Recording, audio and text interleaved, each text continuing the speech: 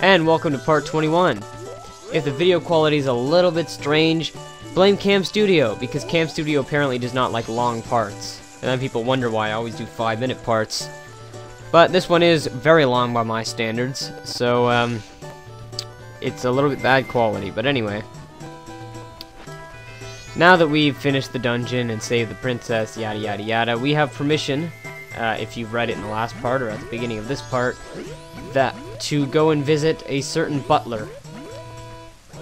So we're gonna go do that now, because you might as well do it now. I don't want to come back and beat the dungeon again later just to do it.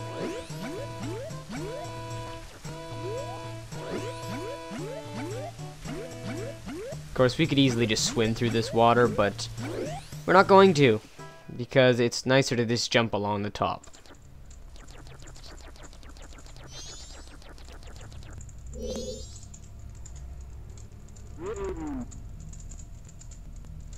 This is the Deku Butler, and as a sign of gratitude from the royal Deku family, he's going to give us a certain mask. But first we have to follow him. This is pretty much a big rip-off of following Dompe from Ocarina of Time, except it's a lot harder in this game.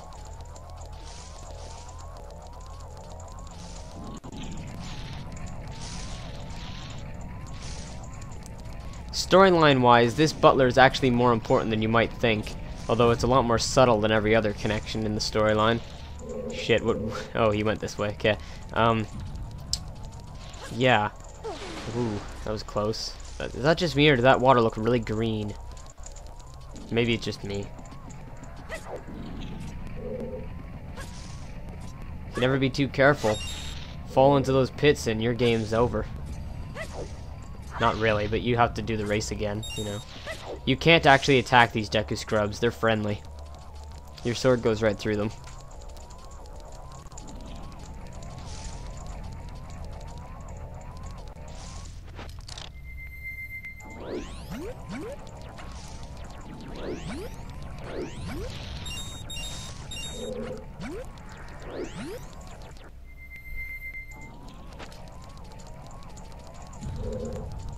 This race is certainly a lot easier with the bunny hood.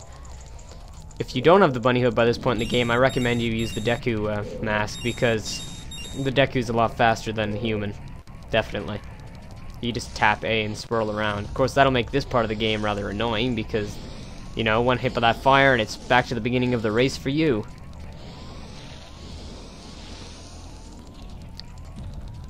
There, you generally just want to follow where the Deku Scrubs are, because there's never going to be fire where they are, or they'd be dead. So just use a little bit of logic and follow the Deku Scrubs. They are friendly. They're happy.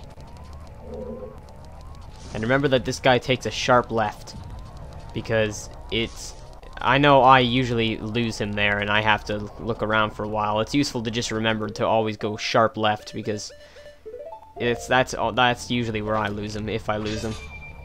I didn't hear, though, apparently. Which is good, because I'm not reading a guide before doing these parts or anything. I'm just doing them by memory. So it's a good thing I didn't lose him, or I would have forgotten to take a sharp left, probably. Unfortunately, although this is one of the harder masks to get, it's not actually all that useful. It only gives you one heart piece. It is pretty funny, though. Well done, fagballs. Here's the item I promised. The Mask of Sense, which does very little, but it turns Link into a pig, pretty much, so it is pretty funny. You won't see that for a few parts, unfortunately. I forgot to put it on and show you its effects. But, so this Deku Butler here says, well, you remind me of my son. Of course, he's really talking about the Deku Link, not human Link. If you remember at the beginning of the game, there was a little tree that Tattle said looked a lot like you. It's implied at the end of the game, because you see this butler crying at that tree. It's implied that since every other mask you get is the soul of some person that you actually meet, it's implied that the Deku mask soul was the butler's son, taken by the Skull Kid. So it's just a subtle little plot hole that they filled in subtly. I really like that. It's good storytelling, actually.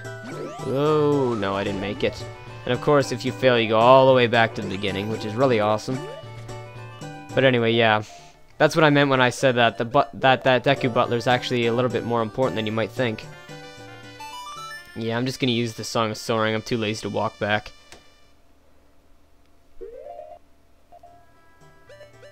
We're gonna need to go to the Southern Swamp because I have a pictograph, if you recall, of the Big Octo, and I don't remember what it does, but I think it does something if you have a picture of a Big Octo. So we'll go turn it in, I guess.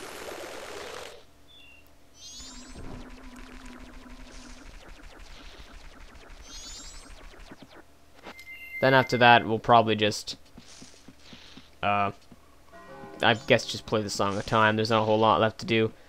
Let's just continue in our main quest. If you've noticed that heart piece above on the thing, it's, the hell?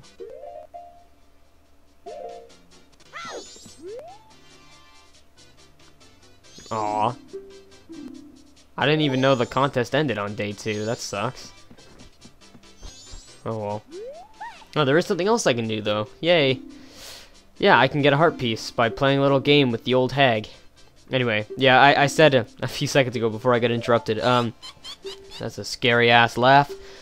I said if you notice the heart piece on top of this building, which you inevitably have, I will come back and get that eventually. I'll just come back and get it near the end because I could get it right away, but there's not really a point, so I'll just come and get it later. It'll be a little bit faster later. Pretty much you just gotta hit this target and try to avoid hitting the old hag in her face, even though she deserves it. You can still shoot her a few times, not a big deal.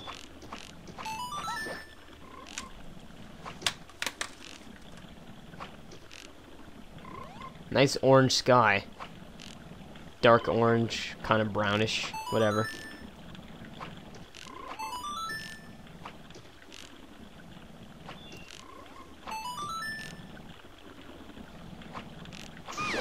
Ow.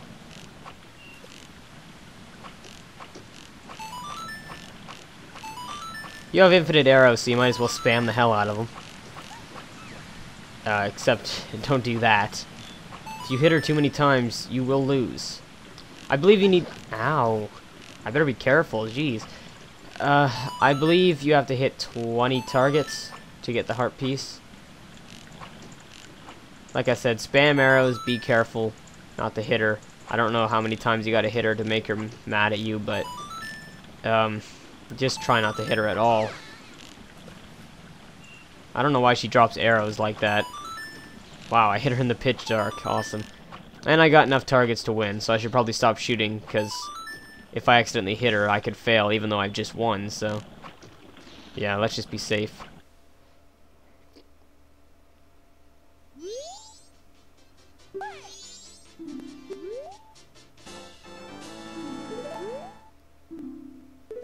Yeah, there's no point in playing again, because obviously you're not going to get another heart piece, so... Whatever. I think we can just leave now, as far as I remember. There's another heart piece I'd really like to get, but I guess since the pictograph contest is closed, I can't get it, so I might as well just go back in time. Actually, wait a second. I have 99 rupees. I should go deposit those. You can never forget to deposit your rupees, because it will come in handy. Trust me. We'll just quickly fly back to Clock Town. It's a good habit to get into anytime you're gonna play the Song of Time and save the game. It's always a good habit to play the Song of Soaring first. Jump over to Clock Town and deposit your rupees. Unless, of course, you have none or you have a really negligible amount, like 5. But if you have 50 or 60 rupees, I'd say go deposit them because they add up.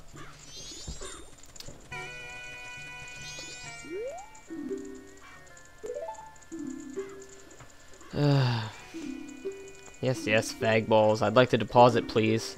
Thank you. Nice. Alright, so now I'm going to play the Song of Time, and see you in part 22, where we will tackle the mountains.